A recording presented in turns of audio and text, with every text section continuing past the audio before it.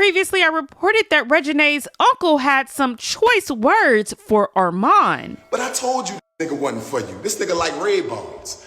Me and Rudy been having all the hoes, gang. We know when a nigga sweet. We know when a nigga ain't for you.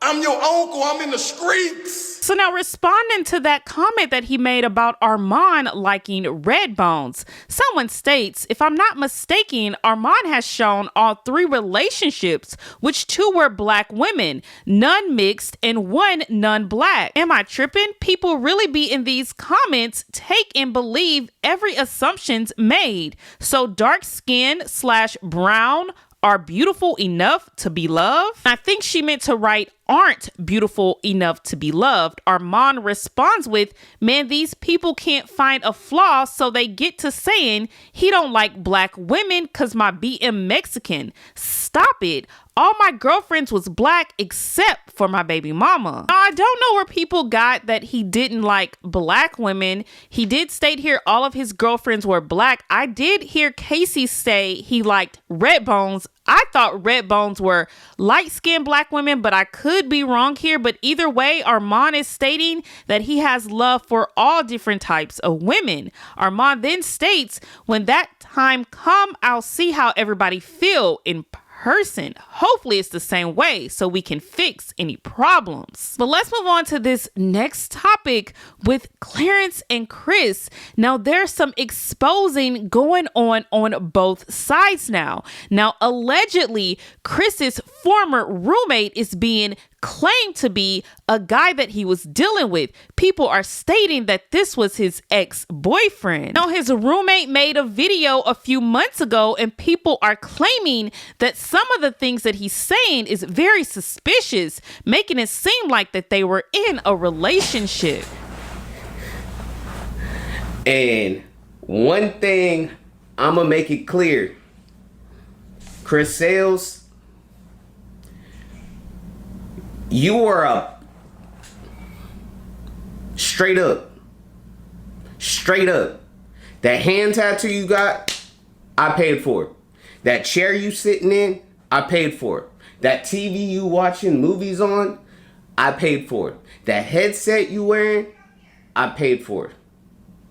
When baby Chris came out here to Houston, Texas, I took care of him. So again, this video was brought back to light after Clarence reacted to it on Twitch. People started stating that I think that this may have been Chris's boyfriend, which prompted Nate to make another video explaining him and Chris's relationship. If I don't say it in this video in regards of my relationship with Chris Sales, me and Chris Sales, we were living in the same neighborhood and we didn't realize it. And I also brought in another YouTuber, Vaughn.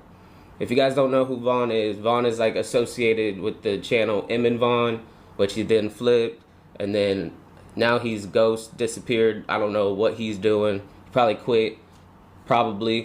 But my relationship with Chris is I met him through Vaughn. And then when Chris wanted to move out the house he was in with the girl he was with, I let him move into one of the bedrooms I had within the crib. We had an agreement in regards of what he was to pay each month. Each month, you agreed with me at a certain amount. So this guy's not claiming that he was in any sort of relationship with Chris, and Chris did respond to these allegations as well. There's a rumor going around and people are saying Chris Sales is gay. Now, from my understanding, since I know him personally, I don't think he is. Okay, snap back to me. Okay, this is me talking now, okay? Bitch, if I was gay, so the fuck what? Who's gonna do something about it? Okay, and if I'm not, but so what? Stop judging motherfuckers. You judging the wrong shit. I'm not even gay. The fuck? I'm not even gay. But if I was, so the fuck what? That goes for all the other, all the other people who saying this and that. Oh, y'all making me mad. Anyways, I don't care. I'm whatever y'all want me to be. If you want me to be gay in your head, I'm gay. Bitch, if you want me to be broke in your head, I'm broke. If you want me to, it doesn't matter what you think and the concept you have in your head, that's what I am, because obviously that's your mental state. But I know myself, and I love myself, and I'm comfortable with my sexuality. If I was gay, I would have no problem telling y'all. I'm just an open book. I'm honest. I'm very honest. I'm going to be an open book. But no, I like females. Men don't know. Just don't do it for me. So now it's being stated that Clarence is cheating on Queen, and Chris did a reaction to the messages that were posted on TikTok. I don't want her to see it. Whoa. I thought you said you and Queen was just a business relationship and not real. So why should that matter? Whoa. Okay. What you mean? I'm your girl. You should be able to text me. Okay, wait. Let's see if she clicked on it. What is you talking about? Girl, what the you talking about? Girl. Ain't no way.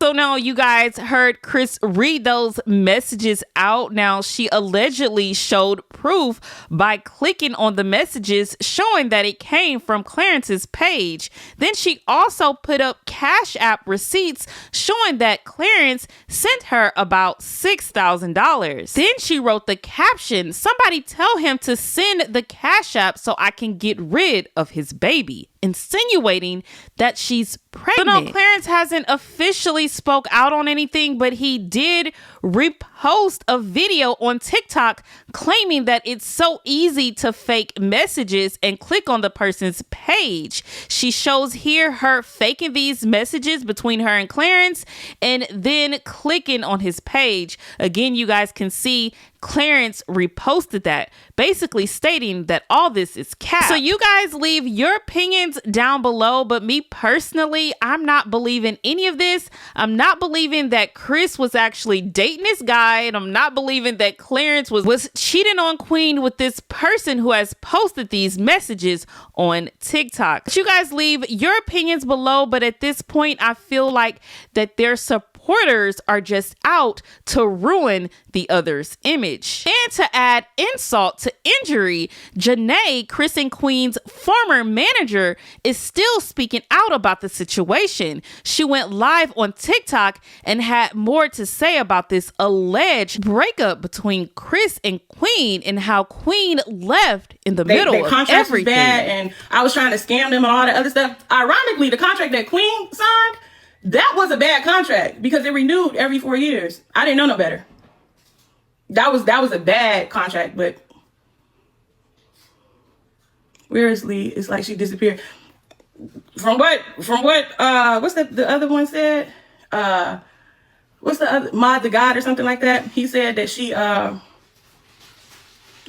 didn't do nothing for him, so that's why he fired her or whatever.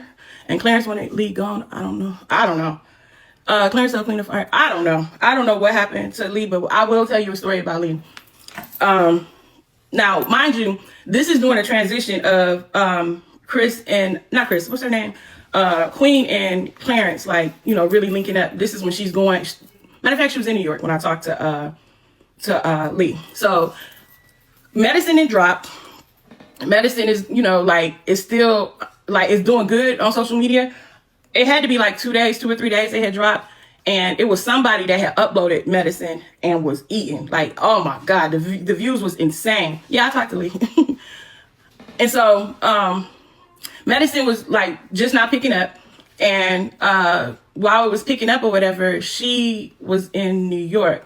And so Lee called me. No, I called Lee. And Lee called me to introduce herself. And when we were talking, I told her about the video. And I was like, you know, we need to get it down because somebody else is, you know, going to make the money off of it. And if we put the copyright claim in now, you know, by the time it pays out, it would have, you know, went to Queen instead of to whoever uploaded the video. And so she said, okay, she said, cool. So I'm going to call, you know, and find, well, she said she was going to talk to Queen and get back with me. So Lee called me back. And when Lee called me back, this was one of the most heartbreaking conversations ever.